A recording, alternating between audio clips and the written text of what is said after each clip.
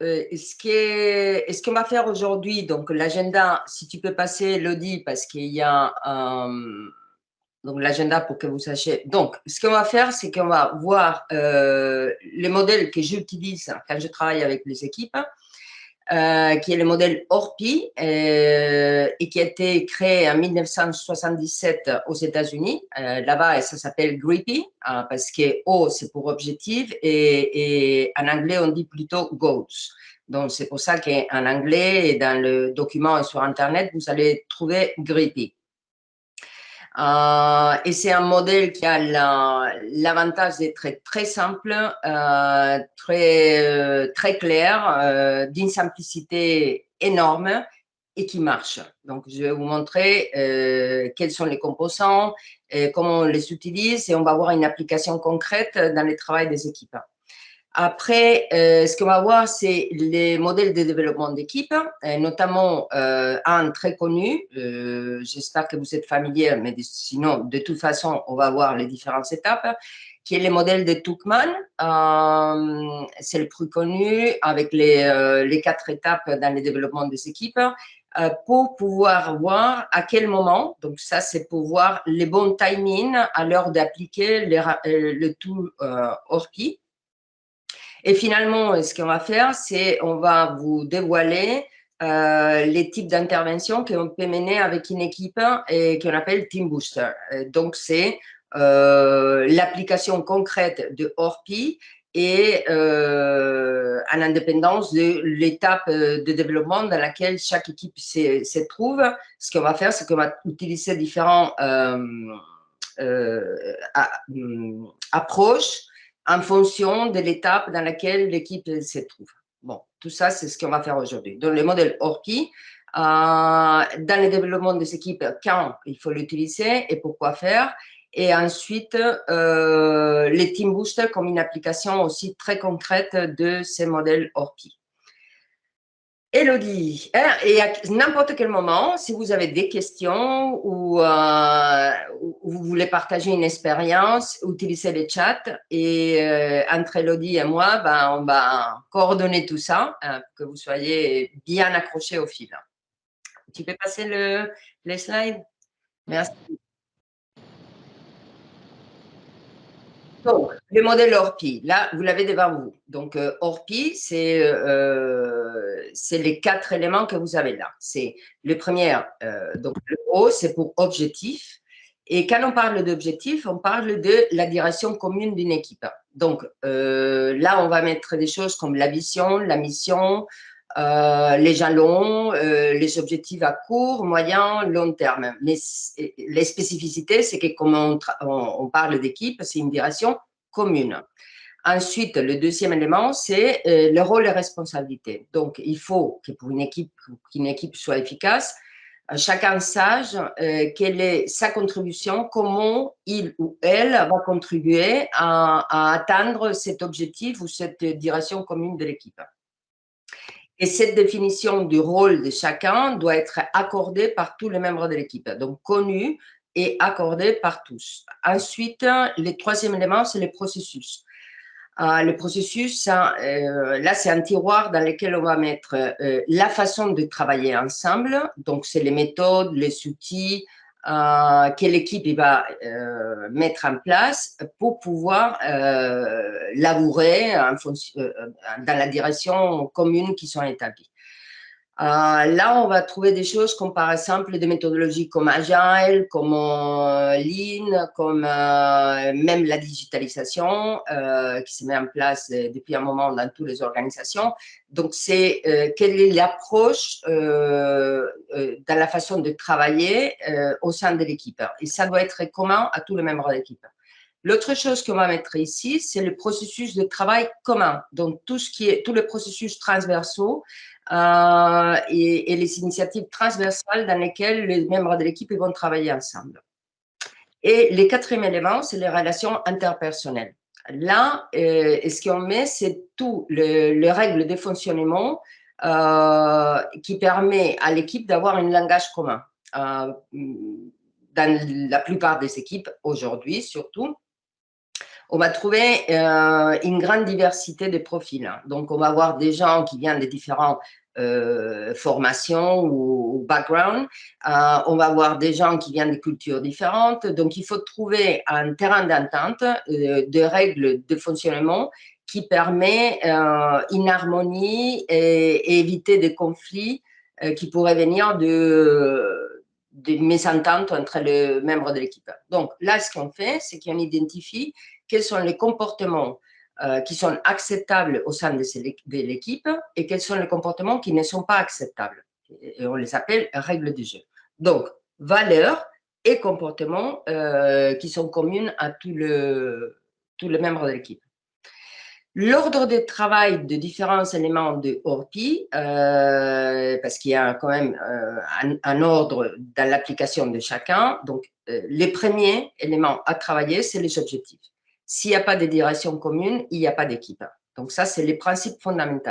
Je me retrouve dans des organisations où on peut avoir une approche, dire, bon, on va faire un team building avec l'équipe. Bon, par exemple, on sort de la Covid, la première chose qu'on va faire, c'est qu'on va faire un team building avec l'équipe. L'expérience m'a montré que tout ce qui est relations interpersonnelles vient bien après la direction commune.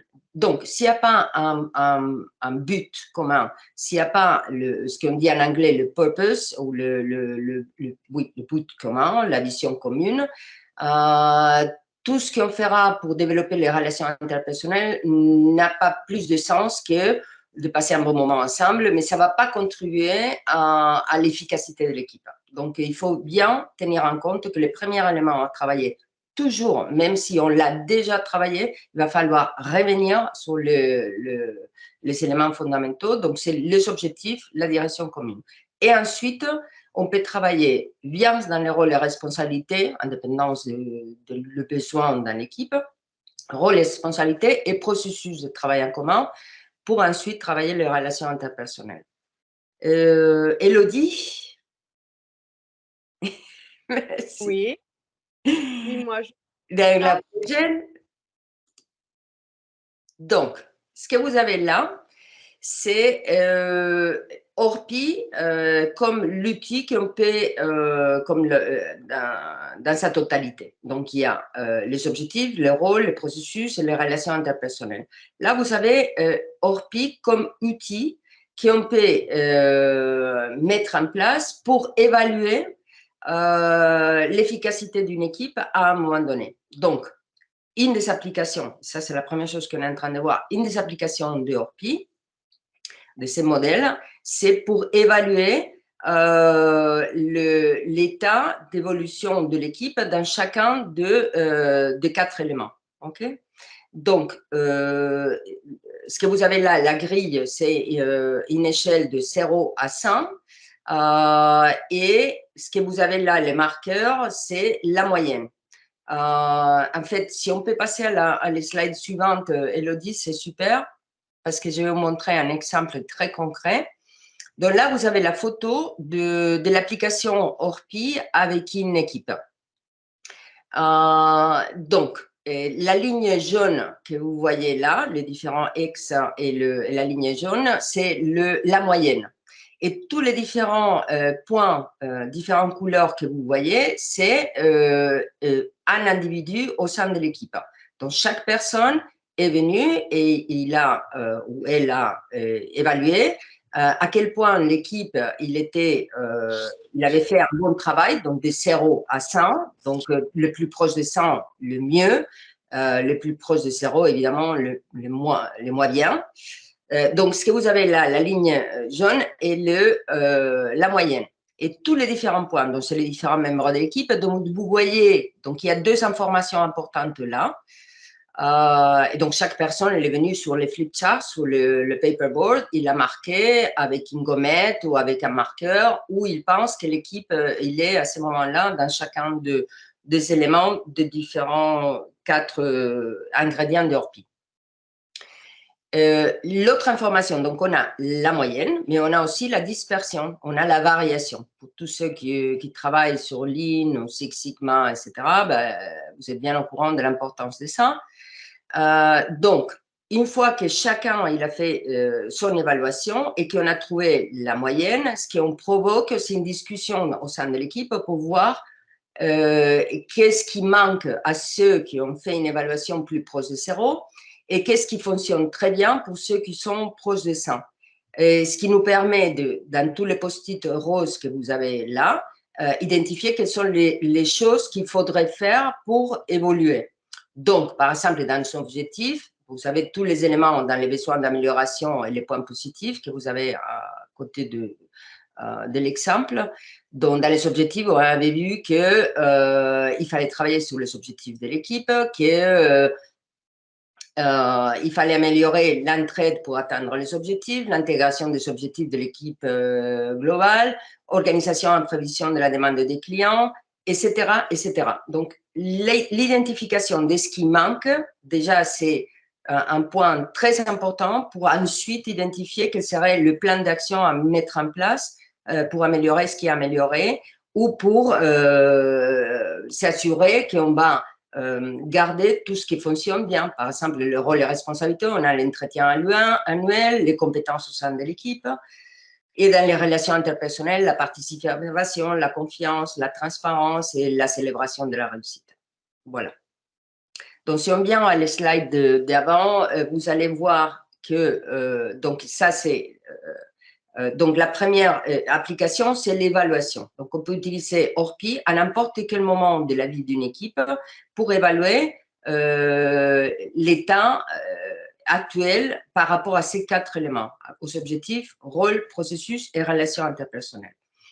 Et d'ailleurs, on peut utiliser très bien, et c'est très courant dans les équipes avec lesquelles je travaillais, qu'ils incluent Orpi dans les dashboards ou les scorecards, tout le suivi de l'efficacité d'une équipe. Donc, c'est tout à fait possible.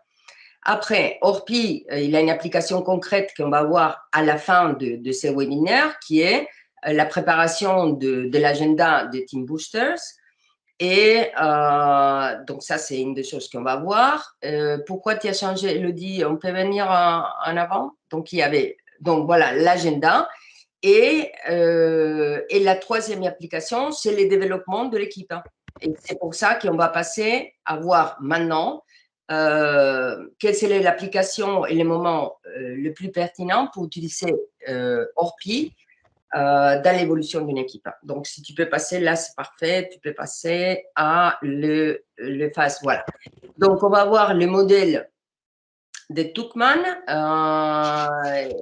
Je vais le faire, même si je sais que beaucoup d'entre vous devaient être assez familiers avec ces modèles. La raison pour laquelle j'utilise ces modèles, c'est qu'il est, comme Orpi, simple, efficace, et il y a beaucoup de modèles qui sont disponibles autres, et on pourrait voir quelle est l'équivalence ou non avec ces autres modèles. Mais celui-là, vraiment, ça marche et c'est très simple, très clair. Donc, les phases du modèle de Tuckman, c'est la formation, c'est la première phase, la frustration ou la confrontation, parfois on l'appelle confrontation, normalisation et production. Donc, c'est forming, storming, norming, performing in English. Donc, si on passe à les slides suivants, là, vous avez les caractéristiques de chaque phase dans le développement des équipes. Donc, la première phase, qui est la phase de formation, les caractéristiques fondamentales qu'on va voir au sein d'une équipe, c'est que les gens, ils sont gentils les uns avec les autres, il y a une bonne entente, il y a une bonne ambiance, bon enfant, il n'y a pas de confrontation, de conflits. D'ailleurs, c'est très souvent le cas des équipes qui vont dire « Ah, mais nous, on a une très bonne équipe, on a besoin de rien, on n'a pas de conflits, etc. » Et en fait, ça, c'est déjà pas un bon signe. Donc, si dans une équipe, les gens, ils pensent qu'ils sont déjà arrivés, qu'ils ont une bonne entente, une bonne ambiance d'entraide et de relationnel, ce que cette affirmation peut dire très souvent, c'est qu'en fait, c'est une équipe qui n'a pas passé de la phase forming ou de la phase de formation. Peut-être parce que c'est pas vraiment une équipe, donc ils n'ont pas établi une direction commune. Chacun il travaille dans ses propres objectifs vis-à-vis du manager. Ils font des reporting de temps à autre tous ensemble. Donc il n'y a pas d'enjeu, il n'y a pas de conflit, il n'y a pas de relation, il n'y a pas d'équipe. Ok. Donc ça c'est la première phase. Et la deuxième phase, c'est la phase de confrontation. Et la chose, pour ceux qui connaissent déjà les modèles et qui ont de l'expérience de travail des équipes, et je pense que ça doit être le cas pour vous tous, c'est que toute équipe passe par une étape de confrontation. Donc, ça n'existe pas une équipe qui saute cette phase et il passe directement à la production ou à la performance à partir de la formation. La confrontation, elle va apparaître au moment précis où les gens ils doivent interagir les uns avec les autres parce qu'ils ont des enjeux communs, parce qu'ils ont une direction commune, des objectifs communs. Et là, le problème il commence à apparaître quand il y a il manque de ressources dans certaines parties de l'organisation, quand les objectifs ne sont pas équitables, quand il y a une confrontation des uns et des autres par peur de perdre, de visibilité. En définitive, c'est au moment où on va identifier des actions au sein d'une équipe qu'on commence à voir la confrontation ou les conflits. Donc ça, c'est absolument normal.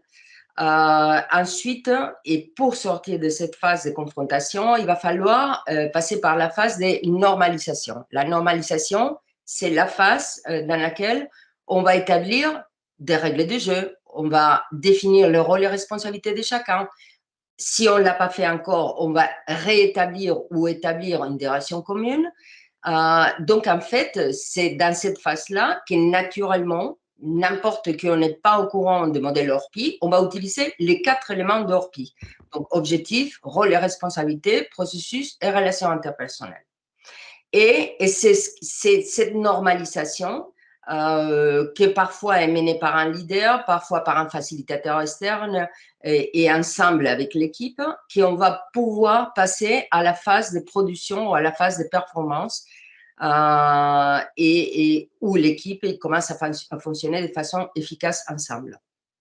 Alors, l'application de ORPI, et c'est ce qu'on voit dans la transparence suivante, c'est dans la phase, non, c'est un peu plus, c'est où on l'a, tac, si on va, voilà.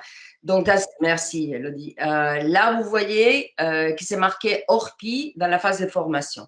En fait, ça, c'est une des applications de ORPI et fondamentale. C'est qu'il y a 2 moments dans le développement des équipes où on peut appliquer cet outil ou cette approche de ORPI. Et c'est dans la phase de formation et dans la phase de normalisation. Dans la phase de normalisation, de toute façon, on va toujours le faire. C'est parce que c'est la demande de l'équipe, c'est la source des conflits, c'est de ne pas avoir une direction commune, d'avoir des rôles et responsabilités qui ne sont pas établis ou pas connus de tous ou pas accordés, des processus qui ne sont pas clairs. Donc, chacun, il applique une méthodologie différente, chacun, il fait à sa sauce.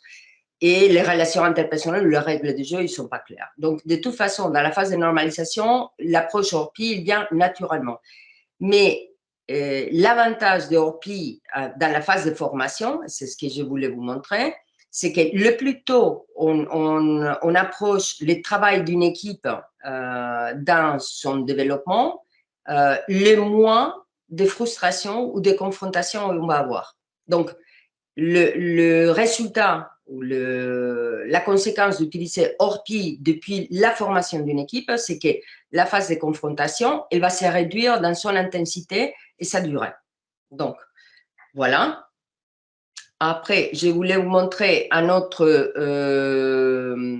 modèle de développement des équipes qui est ensuite, donc les slides suivantes. Non, c'est avant, parce qu'on a… Merci Elodie. Alors, les étapes dans le développement des individus. Il y a un autre modèle, donc c'est celui qu'on a vu avant, c'était le modèle de Tuckman, mais il y a un autre modèle que j'aime beaucoup et que j'utilise très souvent. C'est un modèle que j'ai créé à partir d'un auteur américain qui s'appelle Schutz, qui a écrit un livre qui s'appelle The Human Element. Et Covey est le sept principes de personnes hautement efficaces. Donc, à partir de ces deux approches, vous avez un modèle là qui peut aussi être utile à l'heure de regarder une équipe et déterminer dans quelle phase l'équipe elle se trouve. Donc, ce que vous avez devant vous, c'est les trois étapes par lesquelles un être humain il va passer tout au long de sa vie. Donc, la première étape, c'est l'enfance. Deuxième étape, l'adolescence. Et la troisième, c'est l'âge adulte. Les caractéristiques de chaque étape changent, ce que vous avez ici. Donc, c'est dans l'enfance, la priorité de l'enfant, c'est d'être accepté, d'être aimé, de se sentir inclus et d'être. Et la réalité, c'est qu'il est dépendant des adultes, des personnes qui sont autour de lui. Donc, le moment où un enfant, on a tous été enfants, comprend que le monde ne tourne pas autour de lui ou d'elle, il commence à regarder les différents individus autour et il va falloir s'intégrer. Et s'intégrer, pourquoi faire pour subvenir à ses besoins. Donc, s'il veut que ses besoins ils soient satisfaits, il va falloir qu'il s'intègre dans ce groupe dans lequel il se trouve. Ensuite, il a la phase d'adolescence. Et dans les modèles de Covey, la caractéristique fondamentale, c'est l'indépendance. Donc, dans l'enfance, on avait la dépendance. Dans l'adolescence, on a l'indépendance. Et la priorité, c'est de devenir autonome, donc capable de subvenir à ses propres besoins et se détacher du groupe dans lequel il a été inclus, intégré pendant son enfance. Donc, c'est de démontrer, la priorité dans l'adolescence, c'est de démontrer qu'on est capable par nous-mêmes et qu'on est même plus capable que les autres. Donc, il y a la concurrence et le besoin d'être différent. Et donc, le passage à la phase adulte se produit au moment où l'individu il devient autonome. Donc, il a compris quels sont ses points forts, ses points faibles. Il peut recevoir du feedback sans sentir qu'il est démoli ou qu'il est bousculé au point de douter de soi-même. Et c'est cette indépendance et cette autonomie personnelle qui le permet de rentrer dans la phase adulte. Et la phase adulte, aussi dans les modèles de Covey, se caractérise par l'interdépendance. Donc, en fait, pour pouvoir travailler en interdépendance ou voilà, en interdépendance avec des autres individus, on peut le faire avec des autres individus qui sont indépendants. Donc, et on peut arriver à avoir de la collaboration, les partages, il y a la confiance qui s'installe, chacun il sait ce qu'il a à faire et il peut faire confiance aux autres pour faire sa partie du gâteau pour pouvoir arriver à un objectif ensemble. En fait, ces trois étapes, elles sont aussi présentes, donc on peut avoir la même grille de lecture quand on regarde une équipe de travail. Donc, c'est les slides suivantes où on va voir qu'on peut utiliser la même approche d'un point de vue de développement des équipes et des organisations. Donc, toute équipe, elle va passer par une phase d'enfance où il va falloir qu'il soit intégré, inclus et où il trouve qu'il est dépendant des autres équipes et des autres individus dans l'organisation. Ils vont passer par une phase d'adolescence où il va falloir qu'ils démontrent au sein de l'organisation vis-à-vis des clients et des autres équipes avec lesquelles ils interagissent qu'ils sont capables par eux-mêmes de produire ce qu'ils ont à produire. Et il peut arriver à une phase adulte où ils sont prêts à travailler en interdépendance avec des autres équipes dans l'organisation dans le but de donner un service à un client et sur des initiatives communes. Et pareil pour les organisations, on passe par les mêmes étapes, donc l'enfance, l'adolescence et la phase adulte.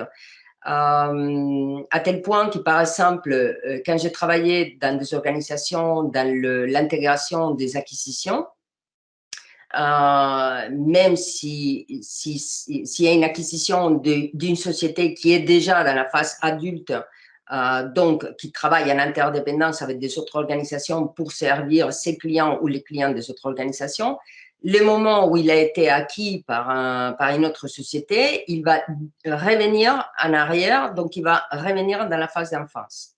Okay? Donc, il va falloir travailler l'intégration de ces nouvelles acquisitions, de ces nouvelles sociétés pour qu'ils puissent rentrer dans cet état adulte au sein de la nouvelle organisation. Voilà, donc ces deux grilles de lecture de le développement des équipes. ORPI, il peut être appliqué, donc ici, ça serait dans la phase d'enfance, donc le plus tôt possible pour pouvoir permettre d'accélérer le développement des équipes. Et ensuite, voilà.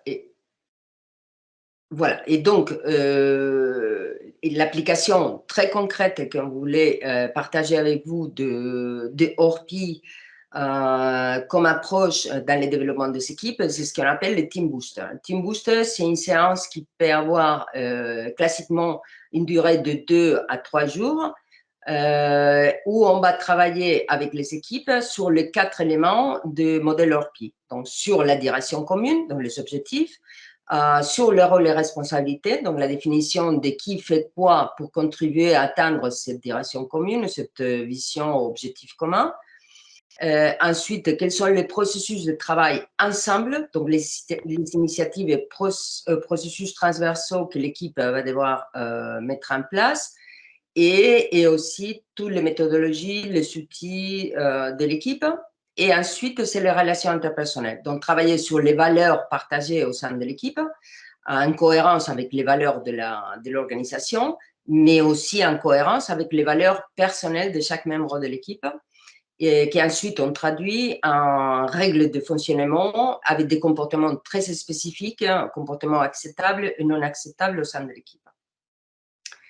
Et donc, dans l'agenda, ce qu'on a, qui est le slide suivant, vous avez, voilà, donc ça c'est un exemple de distribution de différents ingrédients de ORPI sur un agenda de Team Booster. Donc, ce que vous avez là, c'est les relations interpersonnelles, donc les I, le matin du premier jour. Donc, pour vous dire dans l'ordre exactement ce qu'il faudrait comprendre, c'est que la première chose, comme je vous avais dit avant, à travailler dans le modèle ORPI, c'est la direction commune. On va travailler d'abord avec un icebreaker ou un energizer avec l'équipe pour nous assurer que tout le monde est connecté et qu'ils ont fait bien le check-in pour être pleinement participants dans la séance. Mais ensuite, la première chose à faire dans le modèle ORPI, c'est travailler sur les objectifs communs. Et là, la façon de faire, c'est un wall café où on a différents paperboards avec les différents éléments à travailler pour arriver à identifier quelles sont les priorités dans les courts, moyen terme de l'équipe. Voilà, les priorités, quels sont les blocages possibles qu'on peut identifier et les inclure dans ces priorités à travailler de la part de l'équipe, et aussi la mission de l'équipe. Quelle est la raison d'être de l'équipe, pourquoi on fait partie de cette équipe, et qu'est-ce qu'on peut avoir comme langage commun ou comme message commun pour définir à quoi on sert et quel est le but de cette équipe.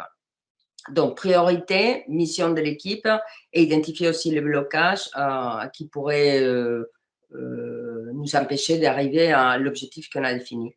Et l'après-midi, classiquement, on travaille sur tout ce qui est relations interpersonnelles. Donc, une fois qu'on a la direction commune établie, on va pouvoir travailler sur les valeurs de l'équipe. Donc, quelles sont les valeurs qui sont en cohérence avec les valeurs de l'organisation, mais aussi avec les valeurs individuelles.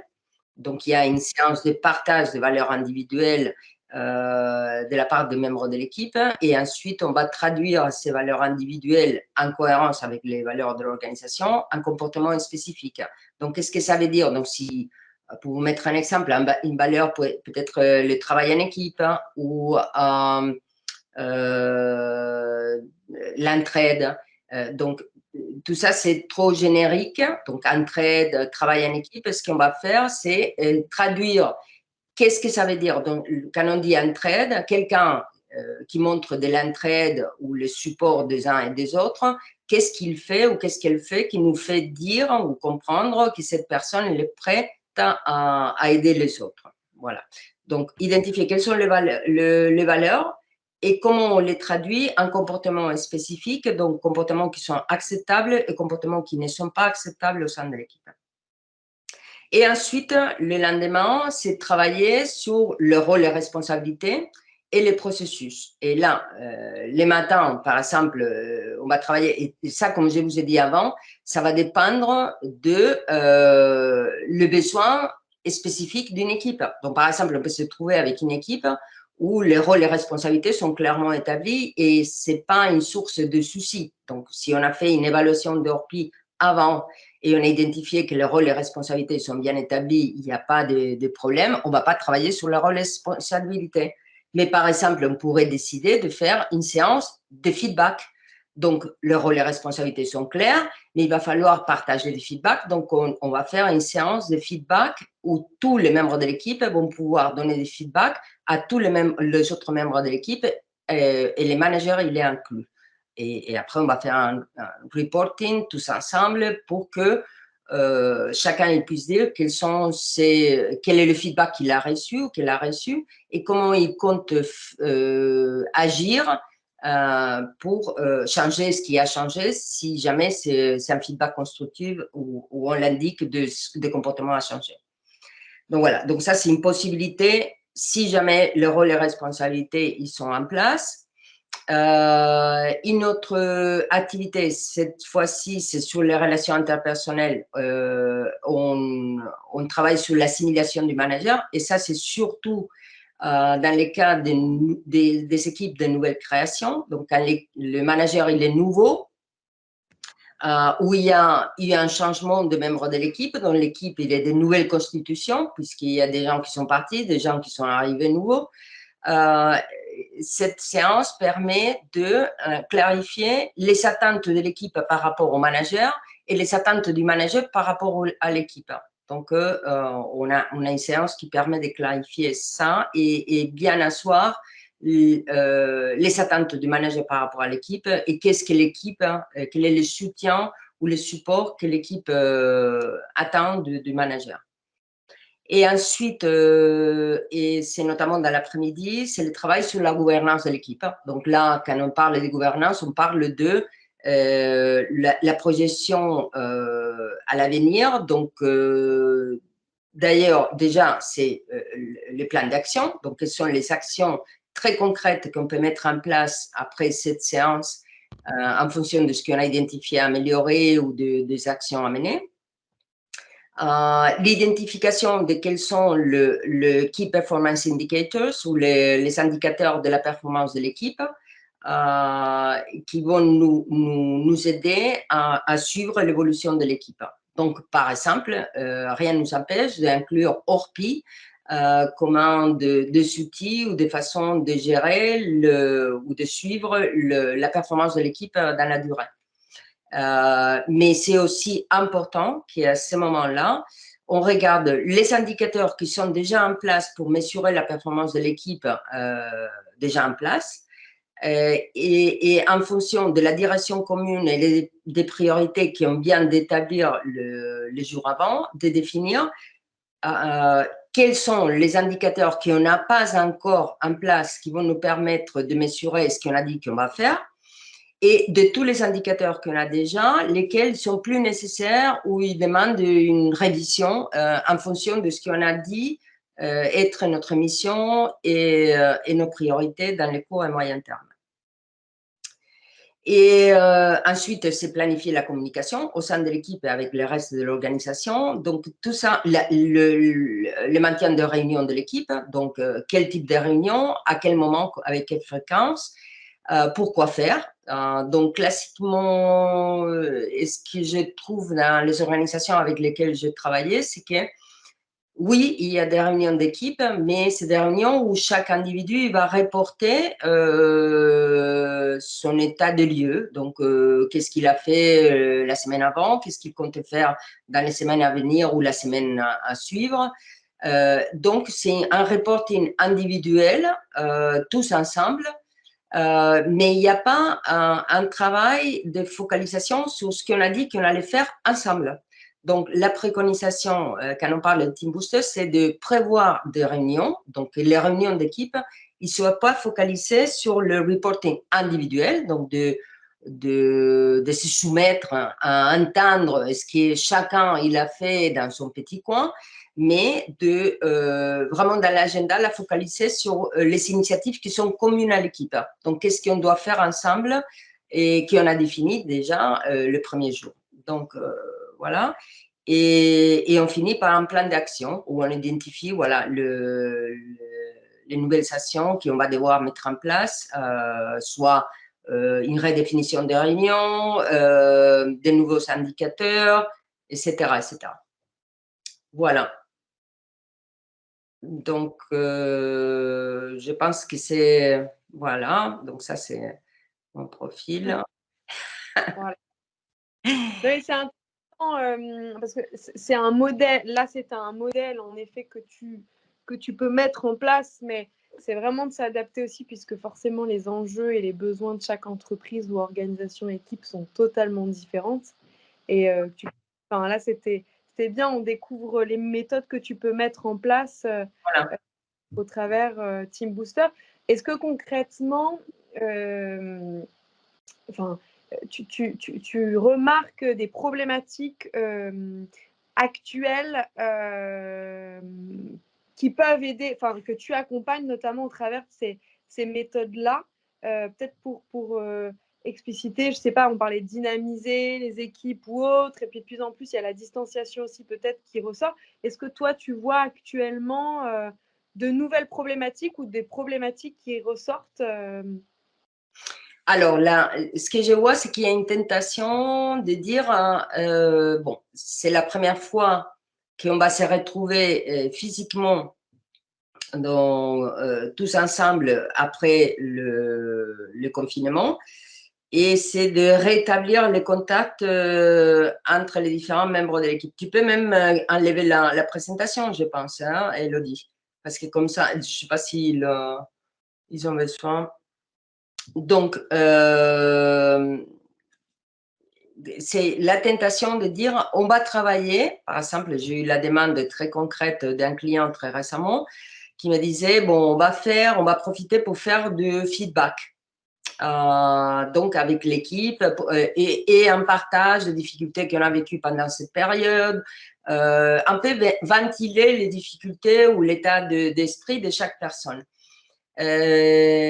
Moi, je pense, c'est comme je vous disais d'abord, que les relations interpersonnelles, c'est un élément qui est fondamental dans ORPI, mais ce n'est pas l'élément par lequel il faut commencer. Et ce qu'il faudrait, c'est, et ça c'est ma préconisation, c'est qu'il faut revenir sur place et se dire où on est par rapport à notre équipe et commencer par une évaluation avec ORPI. Donc, cet cadre de…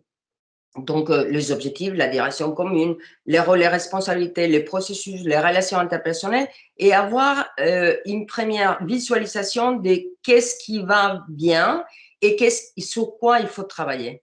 Parce que ce n'est pas parce qu'on avait déjà une équipe performante avant, mature, qui ont travaillé ensemble pendant des années. Cette période, elle a été très éprouvante dans beaucoup de sens, mais surtout parce que les gens ils se sont trouvés à devoir travailler chacun dans son coin, avec les moyens de bord. Les contacts avec le reste de l'équipe s'étaient limités. Donc, quelle est l'actualité des objectifs qu'on avait fixés en tant qu'équipe? Est-ce qu'on est toujours dans la même direction ou est-ce qu'il y a des choses qui ont changé entre-temps? Et revenir sur ce modèle ORPI, donc reconstruire l'équipe. quand on vous a présenté le modèle, vous avez vu qu'il y avait une flèche qui envoyait vers la première phase dans le développement de cette équipe. Donc, n'importe quelle équipe soit performante à un moment donné, le changement de manager, le changement de membre de l'équipe, des situations ou des enjeux ou des challenges que l'équipe a dû traverser, peut renvoyer l'équipe à des phases bien avant dans le développement de cette équipe. Donc, il faut reprendre la chose depuis le début. OK? Donc, ce n'est pas parce qu'on fait un team building avec les gens en extérieur qu'on va remettre les choses en place. Voilà, je pense que c'est un peu léger comme approche. Est-ce que vous avez des questions en effet par rapport au Team Booster? Si vous êtes présent, c'est que j'imagine aussi qu'il y avait un intérêt ou des problématiques que vous rencontrez dans vos équipes. Est-ce que là, aujourd'hui, vous avez des questions auprès de Martha par rapport à ce qui peut se passer dans vos organisations ou vos équipes? Je ne vous vois pas, mais pour moi, c'est difficile. Pourquoi pas? Comme ça. Mais bon, vous pouvez parler. Allez. Que je vois, je vais prendre la partie comme ça. Je vois que, en effet, il me semble qu'il y a encore une personne de chez Transdev, de chez KPMG. Est-ce que c'est des méthodes que vous mettez en place aussi chez vous? Est-ce que vous avez des questions par rapport parce que c'est vrai que c'est ta propre méthode un peu aussi, Martha, hein, qui est très intéressante et c'est ce que tu livres dans l'accompagnement de comment dynamiser, redynamiser les équipes. Chez KPMG, Transdev ou autre, est-ce que vous avez des questions? Ou sinon, après, on ne va pas vous forcer non plus. Hein, on peut vous libérer. Tu as une question, c'est ça? Non. Bonjour, pardon. Bonjour, je vous en prie. Je suis navrée, j'ai rejoint la webconf avec une très grosse demi-heure de retard, donc je n'ai pas pu écouter vraiment ce que Martha a présenté. J'arrive là sur la fin et ça me semblait effectivement intéressant, ça m'a mis l'eau à la bouche. En tous les cas, ce que j'ai entendu, je suis d'accord avec évidemment tout ce qui a été dit. Donc, je ne peux pas trop avoir de questions complémentaires ou alors il faudrait refaire la webconf pour moi, mais je crois que je vais écouter le replay d'abord. Bon, ben voilà. Non, mais c'est ça, l'idée par rapport à ce que je disais, il y a eu un intérêt aussi peut-être de suivre ce webinaire par rapport à un contexte, des problématiques. Voilà, après, c'est juste à connaissance d'eux. Chez KPMG, par exemple. Ah, Bélène. Bah, j'ai envie de dire, je pense que c'est le cas dans toutes les entreprises qui fonctionnent en équipe. En fait, quand on parle de management, on a des collaborateurs qui pensent beaucoup au management de la relation interpersonnelle, en fait, hein, qui gèrent des individus dans le quotidien, voire évidemment à moyen et à long terme, hein, mais en tous les cas, qui sont plutôt dans la relation à l'individu. Qui travaillent aussi sur la dimension de l'équipe, mais c'est toujours un peu plus compliqué, la dimension de l'équipe. Et donc, voilà, j'étais intéressée d'entendre comment vous abordiez ça et en tous les cas, de découvrir peut-être des choses différentes de ce que je connais. Donc, voilà, mais je pense qu'effectivement, il n'y a certainement pas une entreprise qui vous dira non, non, j'ai aucun sujet en termes de collectif. C'est toujours un vrai enjeu. Et en effet, là où je rejoins ce que je viens juste d'entendre, c'est que je suis convaincue que faire des team building, c'est important, mais ça ne suffit pas. Et en fait, souvent, l'encadrement, les managers manquent de méthodologie sur ce qu'il faut faire ou pas faire, effectivement, pour construire un collectif. Et Voilà. cette idée qu'effectivement, il y a des phases de construction du collectif et que même une équipe extrêmement performante peut revenir un peu à son état initial, redémarrer à zéro quand il y a un élément perturbateur qui vient modifier le fonctionnement de l'équipe, ce n'est pas forcément quelque chose qui est bien conscient de tous. Et pourtant, c'est une clé, je crois, enfin, en tous les cas, c'est ma conviction, mais je pense que c'est une clé dans la gestion d'une équipe, quoi. C'est de se dire que sans cesse, il faut remettre le travail sur le métier. Et en fait, la moindre perturbation peut complètement bousculer ce qu'on a construit patiemment. Donc, Exactement. Mm. Exactement. en même temps, c'est passionnant. Et je voudrais ajouter, je pense que la fonction RH dans les organisations est fondamentale pour précisément faire prendre conscience aux managers auxquels vous donnez service de ces besoins, de se pencher sur le travail en équipe, mais d'une façon structurée et sans éliminer aucune des étapes. Enfin, c'est un sens assumé que, voilà, parce qu'il n'y a pas de conflits, voilà, ça se passe bien. Peut-être le fait qu'il n'y en a pas de conflits, ce qui nous indique, c'est qu'on n'a pas une équipe. Donc, voilà. Donc, je pense que c'est un domaine dans lequel la DRH elle peut ajouter beaucoup de valeur au sein d'une organisation. Ouais.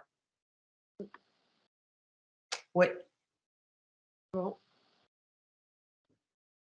Marie-Hélène, je ne sais pas si vous vouliez intervenir. Non? Bon. En tout cas, merci.